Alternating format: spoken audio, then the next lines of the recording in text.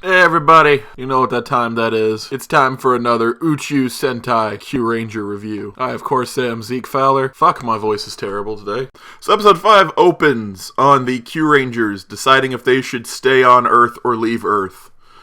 They decide to stay. Then Stinger shows back up, and he saves a couple of children who were throwing rocks at the bad guys. The Kyurangers met these children earlier because they were helping them by throwing rocks at a monster, which does nothing. But they're cute kids, and they're one of the few people inspired by the Kyurangers showing up on Earth. Then after that, Stinger kidnaps them, and then he shows up in their cell, and he gives them bread to show you that, Stinger's not that bad of a guy. He gave these children bread. And then the other villain shows up. He's been in a couple episodes so far. He's just been, bland, higher-up villain number 3 that this show always tends to have, so I didn't really mention him all that much because he's gonna fucking die. In fact, in this episode, he does die. Or he doesn't. I don't know, because apparently the monster they fought last week, when his giant robot blew up, he turned out to be fine too, so Fat Baby is still there. Anyway, it all leads to this, Jack Matter kidnaps the rock-throwing children because they're like, hey, give us your Q-Tamas, or we'll blow this children up. They're like, well, we are Power Rangers and / Super Sentai men, so we better give them the Q-Tamas so they don't blow the children up. And they don't, because even though they got the Q-Tamas, the bad guys, Jack Matter, they're like, yay, Q-Tama for us. Okay, kill the children. Stinger's like, no, I don't kill children. Are you secretly a good guy? Then Xiao Lambo, the commander of the Kyurangers, calls them on their Seiza blasters and says, oh man, totally slipped my mind, brah. Stinger's a good guy. In fact, he was a spy the whole time,